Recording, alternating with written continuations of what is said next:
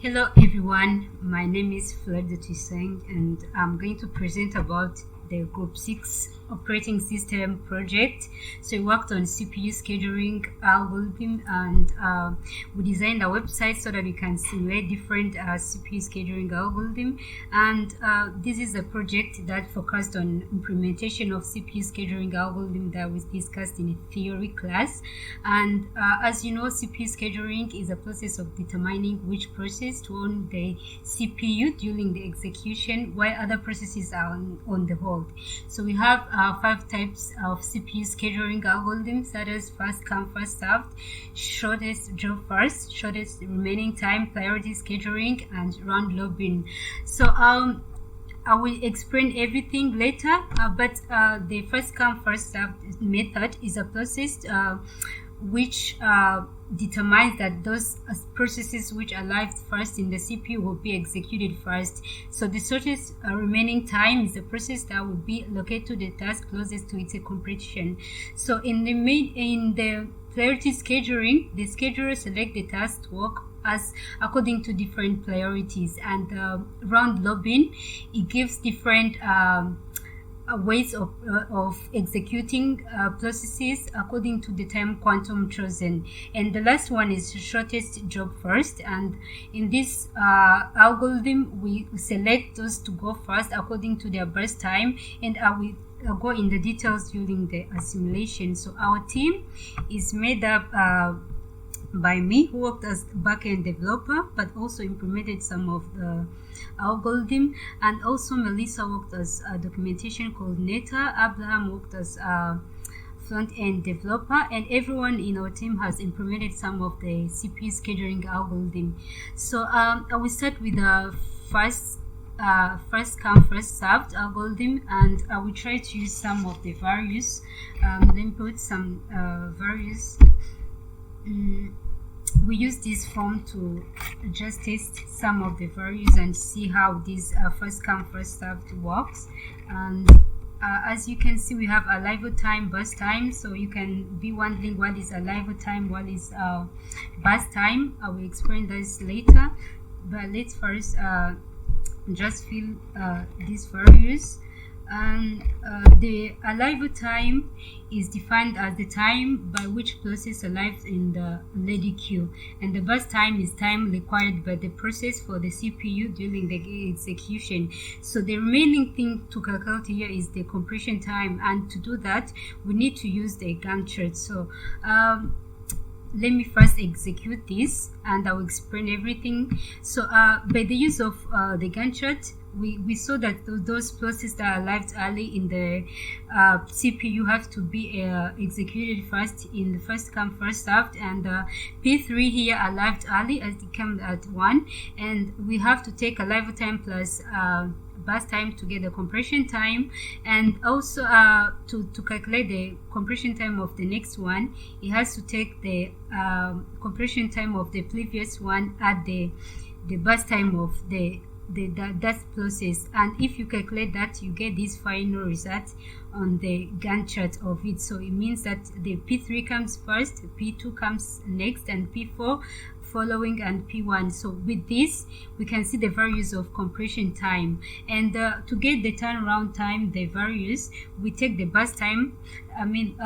We take the difference between the compression time and the arrival time, means we have to take compression time minus arrival time, and if you take these values of compression time minus values of arrival time, this when you get the turnaround time. Then to get the values of waiting time, you take the turnaround time, like this waiting time, you turn the values of turnaround time minus the burst time. So like we have these values of turnaround time minus the values of burst time, that's when we get the waiting time values. And the response time is defined as the time when the process produced the first response, and also is kind of similar to the waiting time, that's why these values are also the same. So to get the average compression time, we take the total compression time divide the number of process, means we have to take this total number of compression time divided by 4, that's when you get average compression time. The average turnaround time, we take total number of turnaround time divided by 4 processes we have. And to get the average response time, you have to take the total number of response time divided 4, because we have 4 processes in the CPU. And to get the average waiting time, we have to take the total number of waiting time divided by 4 processes in the CPU. So to proceed with shortest job first, so this shortest job first is also another type of CPU scheduling algorithm, which is a non-preemptive algorithm. It means that you can stop the process during execution. You have to wait for it to complete so that you can work on the next process. And here, the way we do it, we just focus on the one with the shortest burst time. So here we don't focus on arrival time, yet we focus on the burst time. And also, if they have the same burst time, we have to choose the one that arrived early in the CPU. So I will also use the same value to test 7.4, and we put 2.5, and also we put 1.6, and also we put 6 and 8. So these are the values that I'm testing, and if I'm to execute this, I will explain according to the Gantt chart, as the Gantt chart will govern the compression time. And as you can see here, the one with the shortest burst time is this P1, but according to the arrival time, P3 has arrived early in the CPU, so we take it first. Then the compression time of it is 1 plus 6, which is 7, and like we have to move to the one with the shortest burst time is P1. So the next one is going to be P2, which has 5, and the last one is going to be P4, which has 8. So we saw that the compression time is going to be these values given by the Gantt charts, and next values will be calculated according to the formula I gave you early: turnaround time, response time, and waiting time. So that's how we calculate different arrival time, burst time in shortest job first. So I will move on to the next one. The next one is shortest remaining time algorithm. It also kind of similar to the shortest job first, but for this one it's it's a preemptive. It's like shortest job first, but it's a preemptive one. It means that when process is learning, you can be able to stop it and just work on those with the shortest burst time. So I will test it using the same value, 2.5, and add load, then 1.6, then also 6 and 8. Then here also, according to the Gantt chart, and also the logic behind the shortest remaining time first, we saw that the one comes first is the P3, then P1 is following with the shortest burst time, then the next one is P2 with the next shortest burst time, then the last one is P4. So we saw how we calculate this, taking the compression time of the previous one, adding the burst time of the next one. So that's how we get the values of compression time. So the next one is going to be the priority non-preemptive. So as I said, these depend on the priorities. So the one with the highest priority will be executed first, and let me use the same values but assign it with different priorities.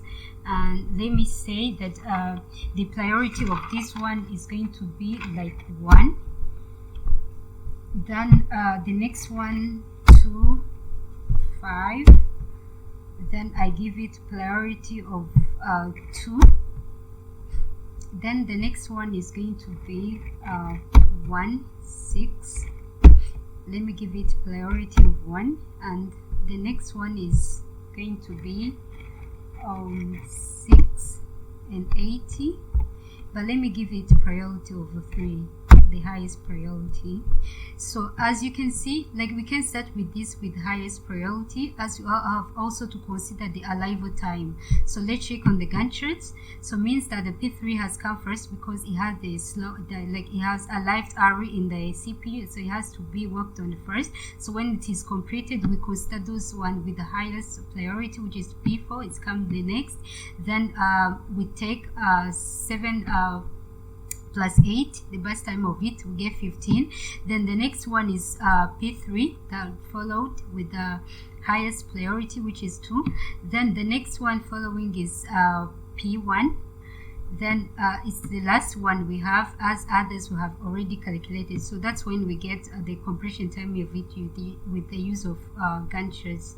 So the last one remaining is the round robin. So round robin is the last one we discussed, and like we saw that you calculate this algorithm according to the time quantum, like we use the same values to test, and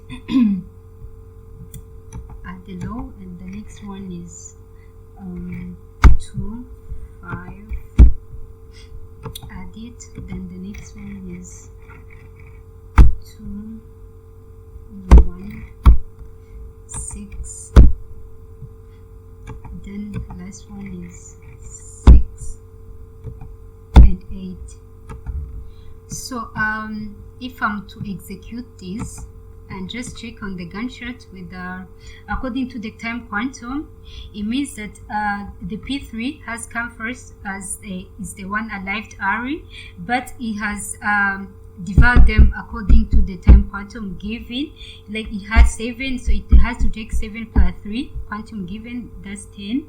Then taking just considering the next one is P2. Then the P2 will take some time, like you have to wait in ready queue, so the final completion time of it is going to be 18, and P1 will follow, then it will go in the ready queue. Then we have to take the value of it, as we can take the whole burst time value, like we have to take like 5 minus 3, then remains 2. Then the final completion time of it is going to be 18. Then the next one is P2. Then we calculate accordingly, like we take this burst time minus the time quantum given, and until we reach to the final result. So that's when we say that the final completion time is the 24, like of P4. So I think that's all about this CPU scheduling algorithm. So if you can have some queries or anything you want to ask us, this is the contact form. You can just reach on us and just contact us. So thank you.